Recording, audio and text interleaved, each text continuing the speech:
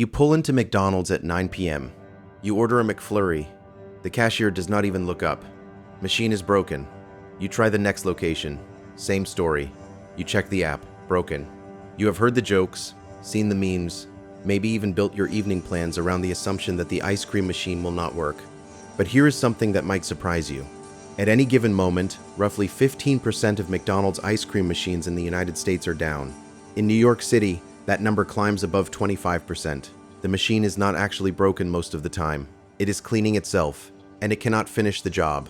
McDonald's soft-serve machines run a 4-hour automated heat cleaning cycle every single night. If anything goes wrong during that cycle, a sensor detects an error, the machine shuts down, and it displays a cryptic code that only certified technicians can decode. Franchisees cannot fix it themselves. They have to call for a service visit and pay for it. The machine is not poorly designed. It is designed exactly the way the manufacturer wants it. In 1956, McDonald's added soft serve to the menu. The company partnered with Taylor Company, a commercial kitchen equipment manufacturer founded in 1926 by Charles Taylor in Chicago. Taylor had pioneered frozen drink machines and soft-serve freezers for decades. McDonald's needed a machine that could handle high volume, maintain food safety standards, and produce consistent product across thousands of locations. The partnership was exclusive from the start. No competitive bidding. No alternative suppliers. Taylor would build every soft-serve machine for every McDonald's location that wanted one. Taylor built the C602 specifically for McDonald's. It is a combination soft-serve and shake freezer. One machine, 2 barrels, capable of producing vanilla cones, chocolate-dipped cones, sundaes, and McFlurries. The machines cost roughly $18,000 new. Approximately 13,000 of McDonald's 40,000 locations worldwide use the Taylor C602. No other brand. No competitor model, just Taylor. The exclusivity deal meant every franchise owner who wanted to serve ice cream had to buy from Taylor and pay Taylor for repairs. And only Taylor-certified technicians could service them. Soft serve differs from regular ice cream in 2 key ways. First, it is served at a higher temperature. Regular ice cream sits at -15 degrees Celsius. Soft serve dispenses at -4 degrees Celsius, just cold enough to hold its shape but warm enough to stay creamy. Second, it contains significantly more air. The industry calls this overrun. McDonald's soft serve has roughly 58% overrun, meaning 58% of the volume you are eating is air whipped into the mix during freezing. This is why it feels lighter than hard ice cream. It is. The mix contains 11 ingredients: milk, cream, sugar, and 8 stabilizers including corn syrup, mono and diglycerides, cellulose gum, gar gum, carrageenan, and vitamin A palmitate. Before 2017, the formula used artificial vanilla flavoring. That year, McDonald's reformulated to remove all artificial flavors, colors, and preservatives from its soft serve. The FDA classifies it as reduced fat ice cream, containing 25% less total fat than standard ice cream. The process begins when a franchise employee pours the liquid mix into the machine's hoppers. Each hopper holds roughly 20 liters. The mix flows into 2 separate freezing cylinders.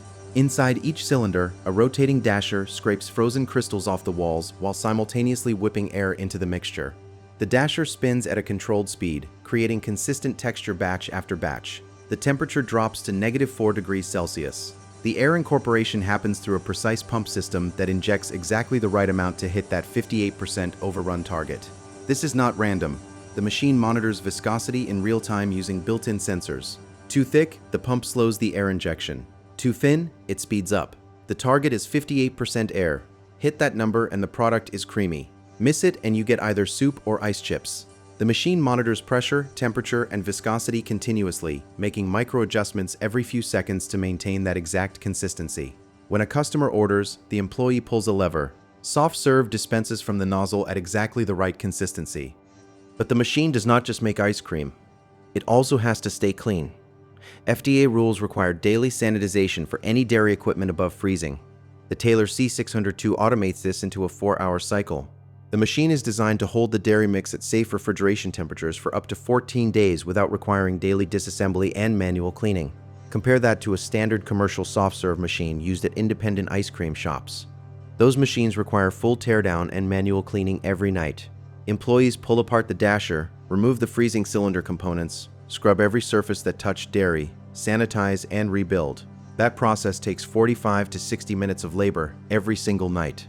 The Taylor C602 automates all of that into a cycle that runs while the store is closed. The cycle works like this. First, the machine heats the remaining dairy mix inside the barrels to 151 degrees Fahrenheit.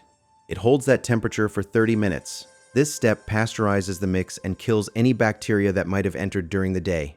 Then the machine slowly cools the mix back down to 38 degrees Fahrenheit, the safe refrigeration zone. Finally, it refreezes the mix to -4 degrees Celsius, so the product is ready to serve the next morning. The entire process takes roughly 4 hours. If the cycle completes successfully, the machine is ready to use when the store opens. But if anything interrupts that cycle, the machine locks itself. A sensor detects that the temperature did not reach the target, or the mix level was too low, or the cooling took too long, or a power fluctuation caused a brief shutdown. When this happens, the machine does not reset and try again. It shuts down completely and displays an error code. These error codes are not written in plain language. They are numbered codes like E32, E42, or E71.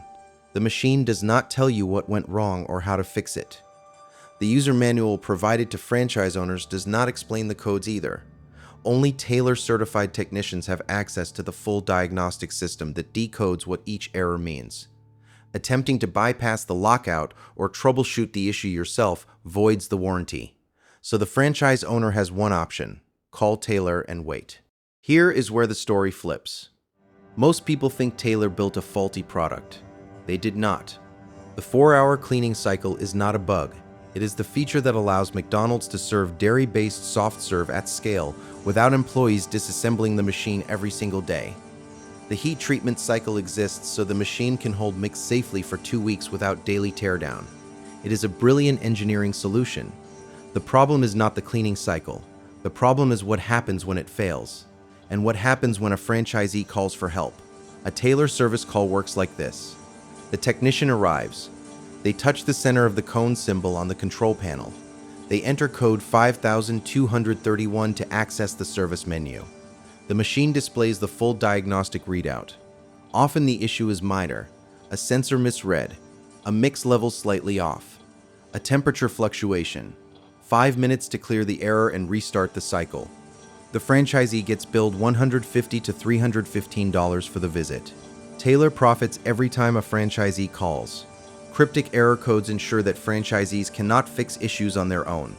The machines are intentionally difficult to service without proprietary knowledge. In 2019, 2 engineers named Jeremy O'Sullivan and Melissa Nelson founded a company called Kitch. They built a small device that installed inside the Taylor C602 machine, physically sitting between components, intercepting the machine's internal data stream. The device connected wirelessly to a smartphone app. Franchisees could see exactly what the machine was doing in real time. Temperature readings, mix levels, sensor status, error codes decoded into plain language with troubleshooting steps, alerts before the machine locked up, giving them time to fix issues. The device cost $500. Roughly 500 franchisees bought it. For the first time, they had visibility into a system that had been a black box. In November 2020, McDonald's sent an email to all franchisees instructing them to remove the Kitch device immediately, citing safety concerns.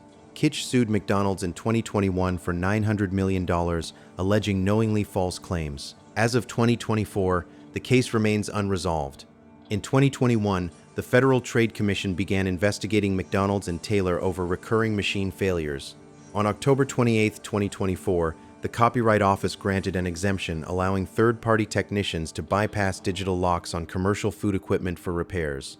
This exemption applies to the Taylor C602. Franchisees are now legally allowed to hire independent repair services.